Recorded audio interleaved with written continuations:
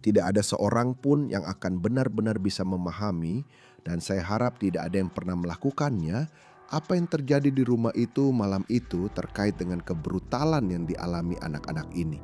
Laporan autopsi yang baru saja dirilis mengungkapkan kengerian yang terjadi di dalam rumah di King Road dan apa yang dialami keempat korban, Maddie, Kaylee, Ethan, dan Zana. Kami menelusuri laporan-laporan tersebut dan apa yang mereka ungkapkan tentang klaim bahwa lebih dari satu pelaku terlibat.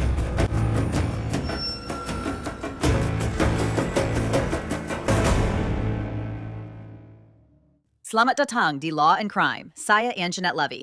Tahukah Anda, sudah hampir setahun sejak Bryan Kohberger memasuki ruang sidang di Boise, Idaho, mengangkat tangan kanannya dan bersumpah untuk mengatakan yang sebenarnya. Itu terjadi pada 2 Juli 2025. Dan setelah mempertahankan ketidakbersalahannya selama hampir 3 tahun, serta sejak awal mengaku menantikan untuk dibebaskan dari segala tuduhan, Kohberger akhirnya mengakui telah membunuh Matthew Mogen, Kelly Gonsalves, Ethan Chapin, dan Zana Kurnotol. Kami telah membahas kasus ini berkali-kali di sini, di Law and Crime dan Law and Crime. Kohberger mengatakan dialah yang melakukannya.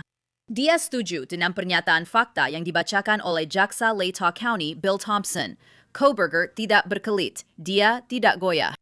Kohberger membeli sarung pisau K-Bar dan alat penajamnya pada awal tahun 2022 dan membawanya saat berkendara melintasi negeri itu. Dan pada tanggal 13 November 2022, dia mengakui telah membobol rumah di King Road dan menikam 4 mahasiswa tersebut hingga tewas.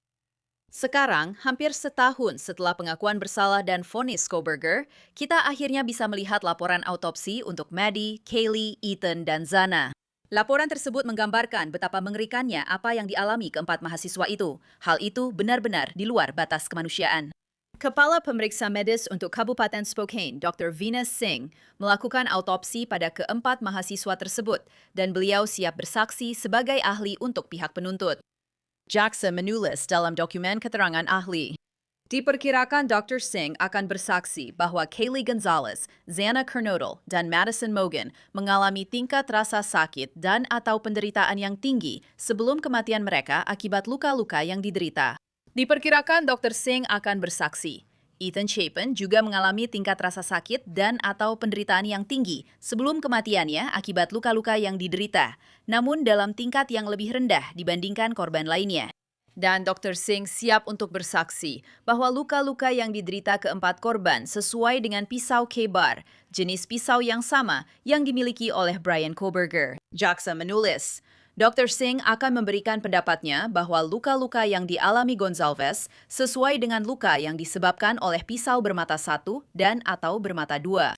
Dr. Singh akan memberikan pendapatnya bahwa penggunaan pisau tempur K-Bar ukuran penuh milik Korps Marinir Amerika Serikat sesuai dengan luka-luka yang ditemukan. Dr. Singh membuat temuan lain terkait luka-luka spesifik yang ia temukan pada Ethan Chapin.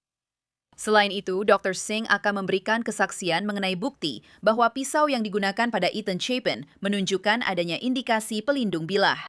Dr. Singh akan memberikan pendapatnya bahwa luka-luka pada Ethan Chapin sesuai dengan luka yang disebabkan oleh pisau bermata satu.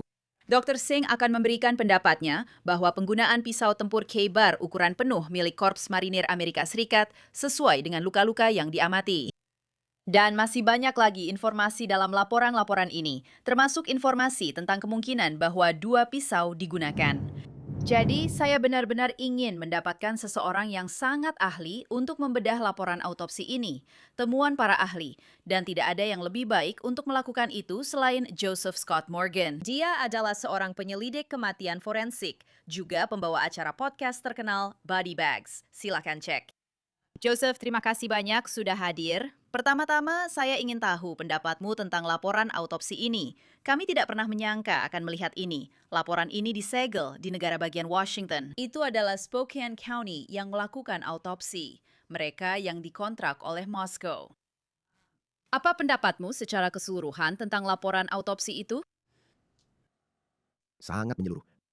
Dr. Singh, kamu tahu saat saya membaca ini sekarang dan ini sudah berlangsung lama, kamu tahu dan kamu tahu, seperti yang kamu katakan, Anjanette, kita tidak pernah berpikir bahwa kita akan melihat ini. Saya pikir mungkin suatu hari nanti, Tapi dalam tumpukan dokumen ini, saya terkejut. Kamu tahu, ketika kamu menghubungi saya, bahwa ternyata kita benar-benar memilikinya.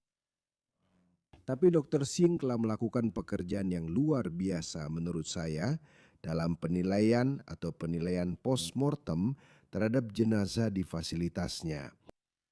Dan ini adalah ciri laporan otopsi yang baik.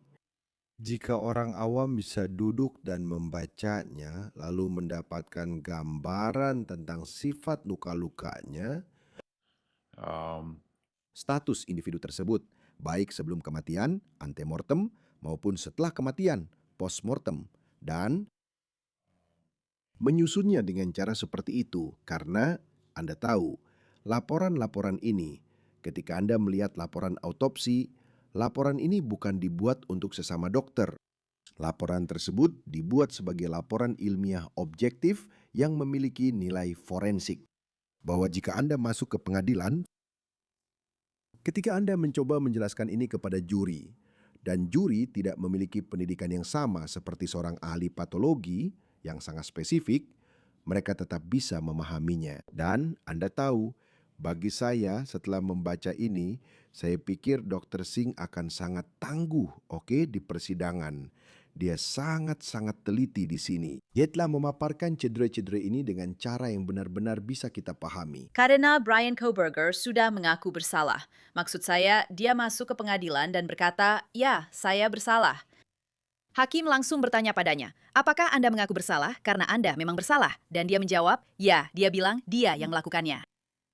Dan sejak itu terjadi, kamu tahu, dalam beberapa bulan terakhir, beberapa minggu terakhir, banyak orang mulai bermunculan. Seorang ahli dari pihak pembela, Dr. Turvey, mengatakan, kamu tahu, pasti ada 2 pembunuh dan 2 senjata. Dan kamu tahu, pada dasarnya 2 pisau. Saya mewawancarai Chris Whitcomb. Dia menulis sebuah buku dan dia mengutip semua hal ini, semua dokumen dan hal-hal seperti itu, dan bekerja sama dengan Dr. Turvey dalam buku ini. Dan mereka yakin bahwa Brian Kohberger tidak melakukan ini. Tapi saya ingin membacakan sesuatu kepada Anda yang katanya Dr. Singh tampaknya salah satu pendapatnya yang akan dia sampaikan jika kasus ini sampai ke persidangan. Dan sekarang saya mengerti dari mana munculnya teori 2 senjata, 2 pembunuh ini. Dan kita akan menampilkannya di layar. Dr. Singh akan memberikan pendapatnya bahwa luka-luka Kurnotol konsisten dengan luka yang disebabkan oleh pisau bermata 1 dan atau bermata 2. Selain itu, gagang dan atau ujung pisau bisa menjelaskan munculnya bekas bergerigi pada beberapa luka di wajah Kurnot.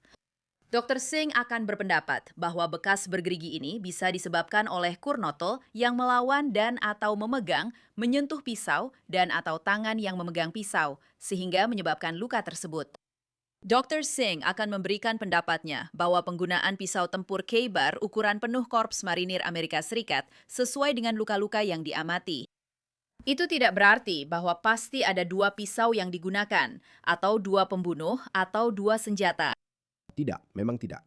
Dan bagi kami yang telah bekerja di bidang medis legal sepanjang hidup kami melihat luka-luka dan Anda tahu, terutama dalam peristiwa dinamis seperti ini, kami memahami bahwa hal-hal seperti ini tidak terjadi begitu saja, oke? Anda punya orang-orang yang bereaksi. Anda punya individu yang melawan balik. Anda punya pelaku yang sedang berada di tengah-tengah pembantaian. Ini bukan sesuatu yang klinis seperti operasi. Baiklah, jadi mari kita hilangkan anggapan bahwa Anda tahu, Anda pikir Anda bisa membuat penilaian dan sampai pada sebuah kesimpulan yang secara tegas mengatakan bahwa ada 2 pelaku atau beberapa senjata. Karena itu bukanlah kenyataannya. Sekarang, itu adalah tugas dari pihak pembela. Oke, memang tugas pihak pembela untuk menimbulkan keraguan yang wajar kan? Maksud saya, begitulah sistem kita bekerja. Tapi saya rasa ketika Anda mulai mempertimbangkan sifat dari pisau yang sedang kita bicarakan ini, senjata ini, K-Bar ini adalah senjata perang. Oke? Dan senjata ini memiliki permukaan-permukaan pada senjata ini. Mereka tidak statis. Dalam arti, mereka memang statis. Tapi maksud saya adalah, Anda hanya punya satu sisi tajam. Bilanya memiliki sedikit lengkungan ke ujungnya. Ada alur darah di dalamnya. Ada sisi tumpul pada bilahnya. Lalu ada pelindung tangan. Gagangnya juga bertekstur dan beralur. Dan omong-omong, jika kamu membalik pisau ini hingga bertumpu pada ujung belakangnya, bagian ujung belakangnya sebenarnya bisa digunakan sebagai palu. Saya menganjurkan siapa saja, kamu tahu, untuk melihat benda ini dan menyadari bahwa benda ini punya banyak kegunaan. Itulah kenapa ini disebut pisau serbaguna militer. Karena saat marinir mengembangkan pisau ini tepat sebelum Perang Dunia Kedua, saya rasa pisau ini mulai digunakan. Mereka tahu bahwa para prajurit kita yang bertempur akan membutuhkan sesuatu yang bisa mereka gunakan untuk membuka peti, benar kan? Yang bisa mereka gunakan untuk mencongkel sesuatu. Mereka bahkan bisa memotong sesuatu dengan pisau ini jika mereka sedang mencoba membuat posisi bertahan. Dan omong-omong, alat ini juga bisa dipakai dalam perang parit.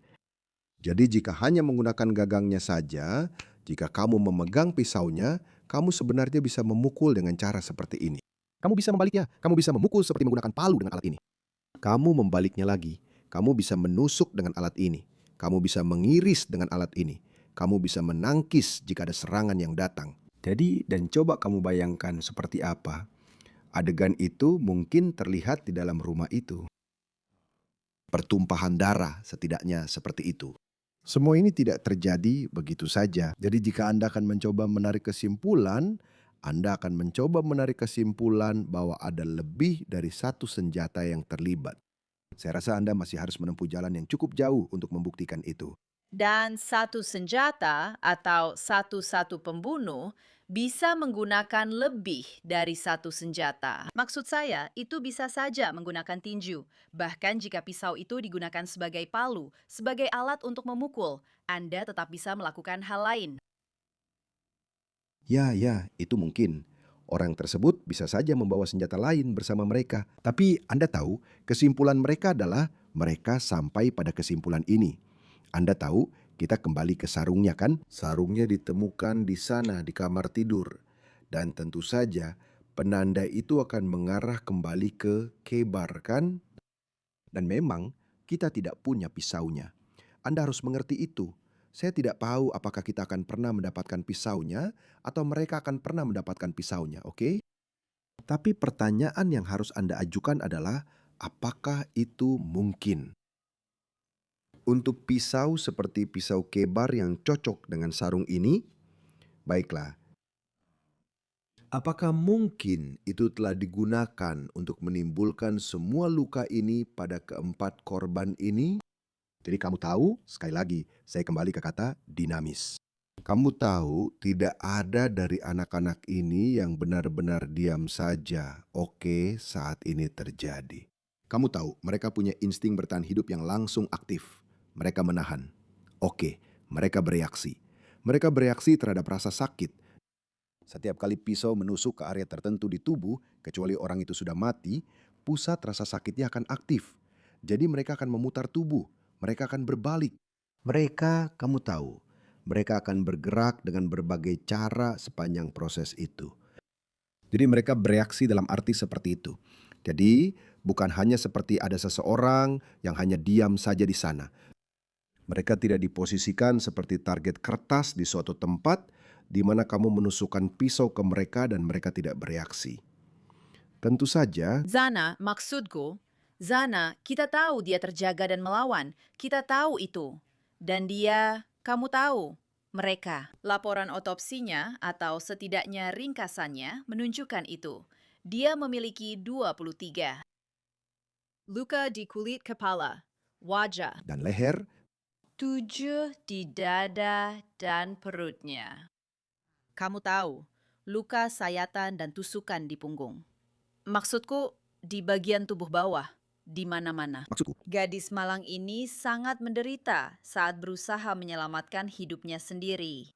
Sekarang aku ingin beralih ke Kaylee, karena banyak orang membicarakan tentang luka-luka Kaylee dan seberapa parah luka-lukanya. Dia sedang di tempat tidur di sebelah Maddie. Mereka adalah sahabat. Kamu tahu, Maddie juga sangat menderita. Tapi Kaylee mengalami beberapa luka yang banyak orang soroti. Dan salah satunya adalah Dr. Singh akan bersaksi bahwa ada benda tak dikenal yang diletakkan di atas mulutnya. Kabarnya, dia juga memiliki retainer tetap di mulutnya saat dia sedang tidur. Dan giginya patah. Dan Kaylee, tertulis di sini, kamu tahu, mengalami luka gores di hidung dan pipi, memar di sekitar mata. Itu benar-benar hal yang mengerikan. Dan seperti kata dokter, ada benda tak dikenal yang ditempelkan ke mulutnya. Menurutmu, apa yang bisa kamu tebak benda itu sebenarnya? Saya sudah lama berpendapat bahwa itu sangat mungkin adalah gagang pisau atau cara pelaku memegang pisau tersebut. Saat pisau itu ditempatkan dengan cukup kuat seperti ini untuk menusuk dan menahan dia di tempat dengan pisau, setidaknya dengan kekuatan yang cukup untuk menghasilkan luka seperti ini. Dan kamu tahu, luka itu adalah bukti bahwa kamu tahu ada reaksi dari korban. Itu menciptakan pola di sana yang tampaknya terjadi dalam keadaan sebelum kematian. Itu bukan luka setelah kematian yang dia alami. Dan kemudian ada kerusakan parah di mulutnya di mana giginya menjadi goyang. Saya rasa kita juga menemukan patah tulang pada tulang wajahnya. Kamu tahu, dan ini benar-benar menunjukkan betapa kejamnya serangan ini. Sekarang, apakah itu? Kamu tahu, ada banyak cara kurasa untuk melihat ini dan berkata, ya, mungkin dia adalah targetnya. Dan itulah yang paling dekat yang bisa kamu dapatkan. Kamu akan berkata, ya, mungkin dia adalah targetnya. Aku sama sekali tidak tahu apakah dia adalah targetnya. Aku sama sekali tidak tahu siapa sebenarnya target di rumah itu. Menurutku banyak hal ini masih spekulatif. Tapi yang bisa kamu lakukan hanyalah kembali melihat luka-luka yang diderita dalam serangan brutal itu. Kita sudah membicarakan tentang Zana, kamu tahu, yang bereaksi. Kaylee, kamu tahu, pada dasarnya ditahan di posisi ini. Dan hanya Tuhan yang tahu kenapa pelakunya, kamu tahu, memutuskan untuk melancarkan serangan brutal terhadap Kaylee secara khusus. Tapi itu adalah peristiwa yang sangat menghancurkan. Kamu tahu dia benar-benar menghancurkan wajah Kaylee dengan alat apapun itu. Saya masih yakin bahwa itu adalah K-bar. Dan itu sedang digunakan. Benda itu digunakan sebagai senjata tajam, tapi juga digunakan sebagai senjata tumpul atau senjata pukul berulang kali. Karena itu membutuhkan kekuatan yang sangat besar dan semacam menahan seseorang, menjepit mereka dalam posisi diam seperti ini sehingga kamu bisa. Menyebabkan gangguan struktural yang terjadi padanya. Apakah mungkin Kaylee terbangun saat serangan terhadap Maddie karena Maddie lebih dekat ke sisi luar tempat tidur?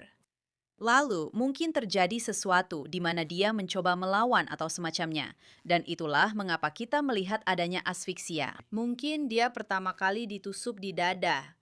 Lalu dia mengalami asfiksia karena seseorang mencoba menutup mulutnya dengan sesuatu. Apakah itu mungkin? Ya, itu sangat mungkin. Kalau saya tidak salah ingat, mereka juga membicarakan bahwa Dr. Singh menyebutkan ada busa kering yang sering terlihat pada kasus seperti ini. Kalau kamu bayangkan seperti busa di atas bir. Oke, kalau kamu mengalami gangguan pernapasan, kamu akan menghasilkan eksudat yang keluar seperti itu. Kita sering melihatnya pada banyak kasus kematian akibat asfiksia seperti itu. Dan sebagian dari itu bisa terjadi karena tekanan seperti saat seseorang ditahan di bawah. Kamu menghalangi kemampuan dada mereka untuk naik turun, terutama jika ada beban yang diletakkan di atasnya. Kamu juga mungkin menahan dia di tempat dengan tangan sebagai penahan, seperti penjepit C di sekitar leher seperti ini, menekan leher selama beberapa waktu. Mungkin saat serangan terjadi di bagian tubuh lain, kamu menutup mulutnya. Ada banyak cara sistem pernapasan bisa terganggu. Dan belum lagi, kamu juga memasukkan pisau ke dalam tubuh. Jadi tubuh akan bereaksi seperti itu. Ya, saya pikir ada kemungkinan dia mungkin sudah terbangun. Maddie juga mengalami banyak luka tusukan, terutama di wajahnya. Maksud saya, ini sangat menjijikan, sangat kejam. Kamu tahu, kasihan Maddie, dan dia sangat mabuk. Kadar alkohol dalam darahnya tinggi, yaitu 0,282. Dan kamu tahu, menurut pendapat dokter juga, luka-lukanya konsisten dengan luka akibat pisau K-bar. Dan sepertinya akan ada pendapat bahwa dia tidak percaya Maddie punya kemampuan untuk melawan. Kami sudah membaca itu di beberapa dokumen lain. Ya. Nah, kalau kamu lihat, kamu pikirkan ukuran tubuh Maddie. Dia cukup kecil kan? Lalu kamu pikirkan juga kadar alkohol dalam darahnya. Ya, saya bisa mengerti kenapa Dr. Singh bisa sampai pada kesimpulan itu. Kamu tahu, karena Maddie pasti sudah. Itu sebenarnya bukan seperti keadaan mimpi. Tapi dia, kamu tahu, pada saat itu ketika kadar alkohol dalam darahmu setinggi itu dan ada seseorang yang menyerangmu, satu-satunya hal yang bisa membuatmu bereaksi lebih jauh adalah lonjakan adrenalin. Ya, kalau kamu tidak menyadari hal ini, dia mungkin hanya akan terbaring di sana, kita tidak tahu. Hanya Laura yang tahu kan? Kita benar-benar tidak tahu.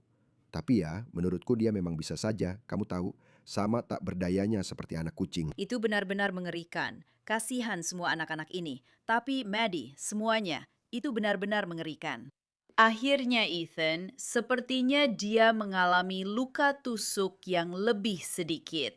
Dr. Singh akan bersaksi bahwa Maddie, Xana, dan Kaylee sangat menderita dan merasakan sakit yang luar biasa sebelum mereka meninggal. Ethan juga, tapi tidak separah yang dialami oleh yang lainnya. Dr. Singh menemukan bahwa dia memiliki 4 luka tusuk di wajah dan leher, 1 luka tusuk di bagian atas dada, 6 luka sayatan pada anggota gerak atas, dan 6 luka tusuk serta luka sayatan pada anggota gerak bawah.